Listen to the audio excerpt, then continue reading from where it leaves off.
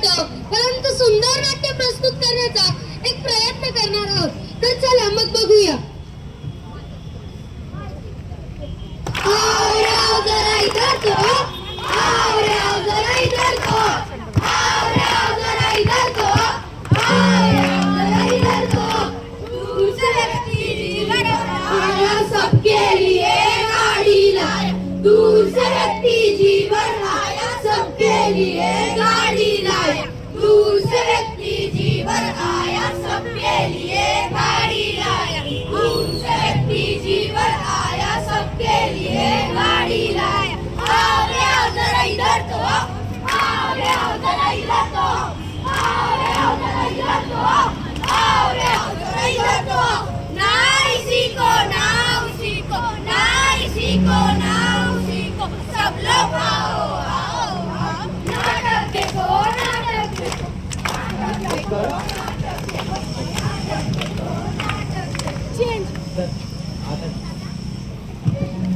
तर नमस्कार मित्रांनो, माझं नाव मयंक ललित भोई. तर मी व माझ्या टीमने मिळून 3 प्रकारचे वेगवेगळे अपघात दाखवण्याचा प्रयत्न केला आहे. तर तुम्ही बघू शकता.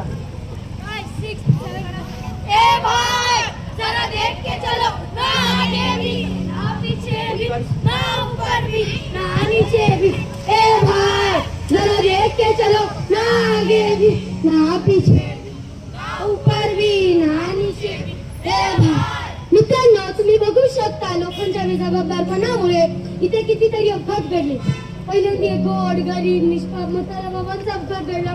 दुसऱ्यांदा एक लहान मुलगा भाजीपाला घेऊन घरी जात होता, त्यालाही एका बाईकवाल्याने उडवलं. त्या मुलाला जेवढी दुखापत झाली ना तेवढीच त्या गाडीवाल्याला देखील झाली. आणि त्या फक्त गाडीवाल्याची चूक होती. त्यानंतर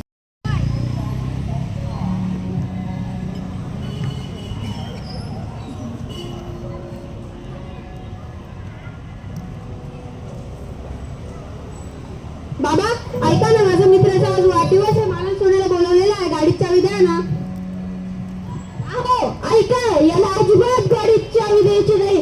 खराब रस्त्यांमुळे काल हा माझ्यासोबत बाजारात गेला, माझ्या कंपनीची वाटच लागली. अगं जाऊ दे ग. अहो तुम्ही त्याला गाडीची चावी का बरं दिली? खराब रस्त्यांमुळे अपघात झाला तर? तू असा विचार करू नको, असं काही होणार नाही.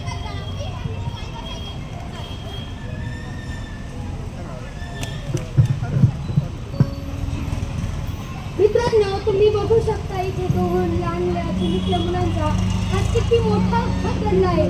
मित्रांनो, या अपघाताचं कारण दुसरा तिसरे कोणी नसून त्यांचे स्वतः वडील होते. मोठा मुलगा नुकताच शाळेतून घरी आला, त्यांनी तोंडात पाय धुतले, मग बाबांचं थोडंसं काम केलं.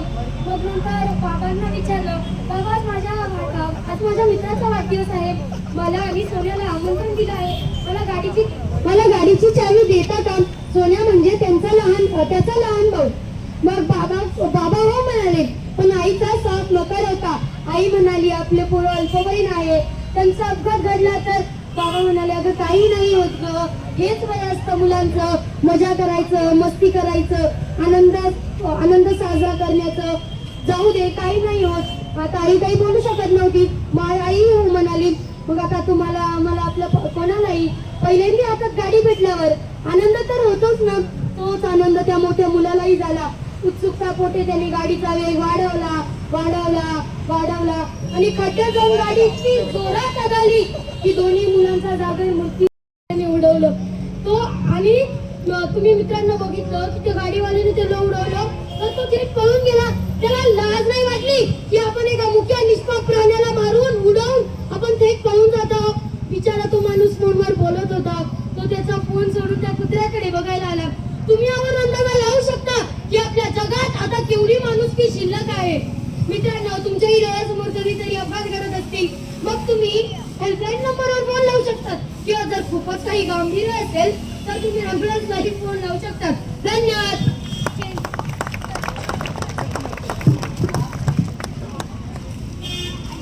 नमस्कार मित्रांनो, माझे नाव देवराजा मुलिंगे. तुम्हाला सिग्नलचे नियम माहित आहेत का? लाल, पिवळा, हिरवा सिग्नल म्हणजे काय? तर चला हे आमच्या छोट्याशा नाटकातून समजून घ्या.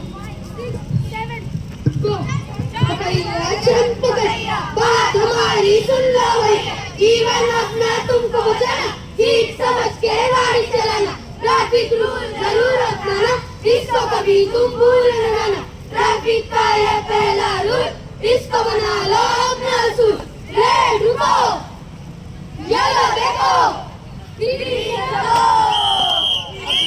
ट्रैफिक रूल जीवन का मंत्र फूल, अपनाओ ट्रैफिक रूल जीवन का मंत्र फूल। ला ला ला ला ला ला ला ला ला ला ला मुड़ना हो तो हाथ दे कर ही मुड़ना, सर को बचाना हो तो हेलमेट जरूर पहनना, जेब्रा क्रॉसिंग पर पहले पैदल को निकलने देना, गाड़ी चलाते हुए कभी मोबाइल पे बात न करना।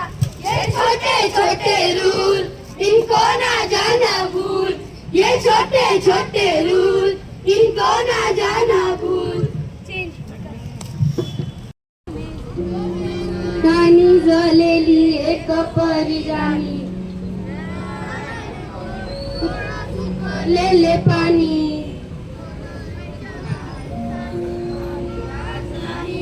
माफी कशी मागू कोरी, मला तोंड नाही झोपेतच आज तुला घेतो मी कुशीत, निजतच तरी पण येशील खुशीत, सांगायची आहे माझ्या जाणून फुला, दमलेल्या बाबाची कहाणी तुला ना ना ना ना ना.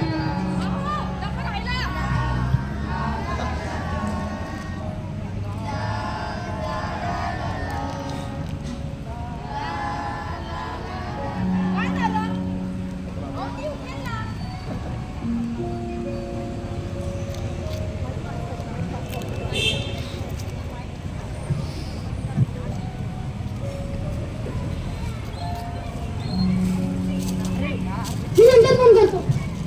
सर काय झालं, सर काय झालं, अरे भांडता काय, हॅलो हॅलो ॲम्ब्युलन्स, पटकन ambulance.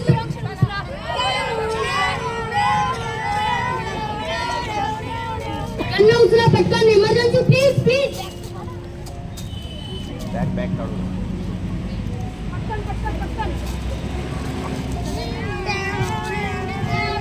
Doctor emergency, doctor please please पटकन. एक मिनिट. हॅलो, तुम्ही कोण? तुमच्या मिस्टरचा खूप मोठा अपघात घडला आहे तुमचा. मी तुम्हाला सगळं घरी आल्यावर सविस्तर सांगतो. तुमचा ऍड्रेस सांगता ना प्लीज. विलेकरच्या पाठीमागे. आम्ही ठीक आहे, लगेच आलो लगेच आलो. सॉरी इज नवर.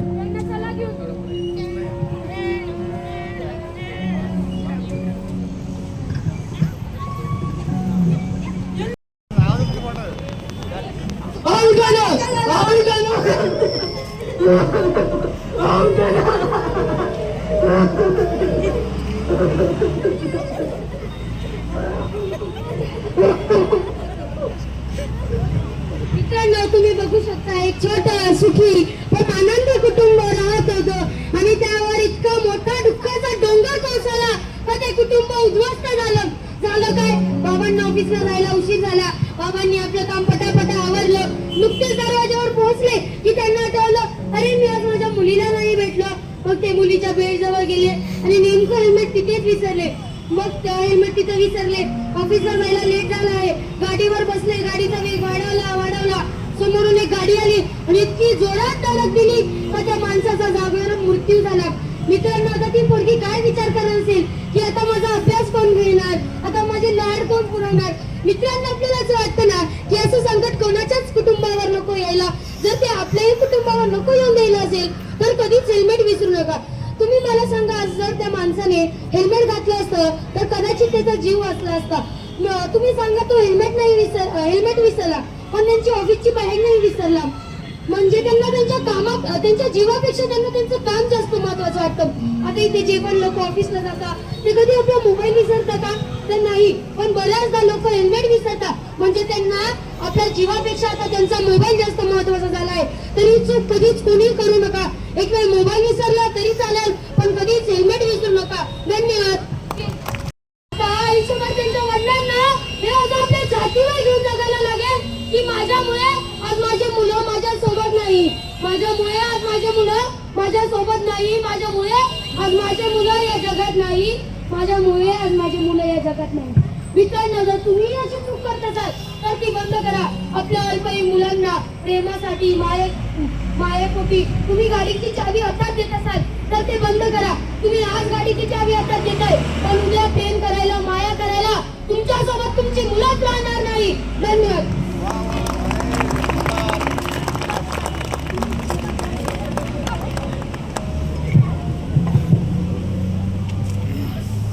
नमस्कार मित्रांनो, माझे नाव मयंक बच्छा. तर आम्ही या प्रसंगात एक पूल दाखवला आहे. या पुलावरून राज्यातून ट्रका जातात, कंटेनर जातात.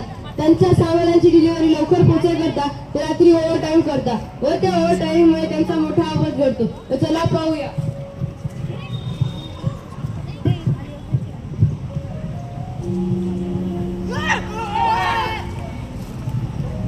बापरे, किती मोठा अपघात घडला आहे.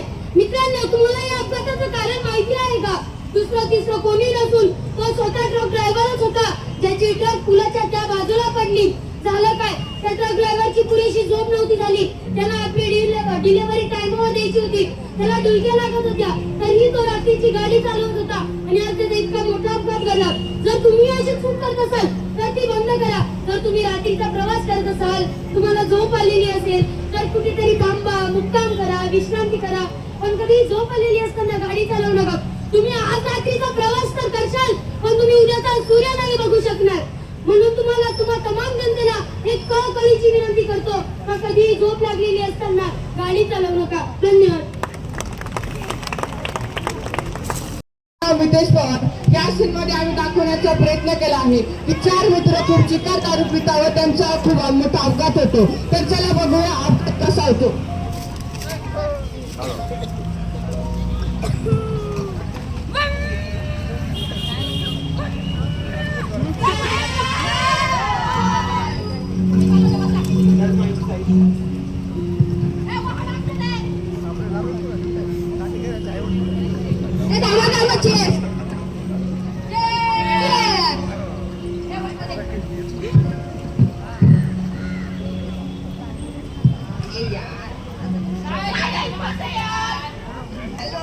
हॅलो, अरे कळतं की तुम्हाला इथं महत्वाचं काम चालू आहे.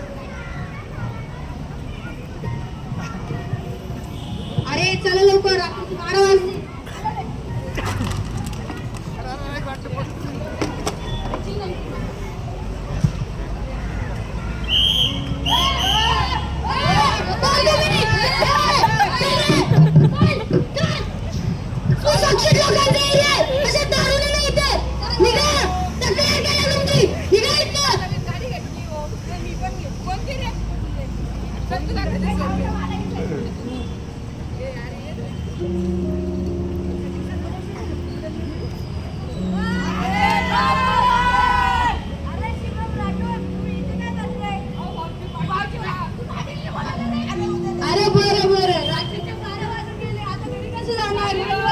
अरे एवढे चिगार दारू पेल्यान गाडीवर कधी जाणार? अरे अपघात झाला ते बेवारस रस्त्यावर पाहिलं कोणी नाही. अरे ऐका, नका जाऊ. अरे ठीक आहे, बरं चला, काळजी घ्या स्वतःची.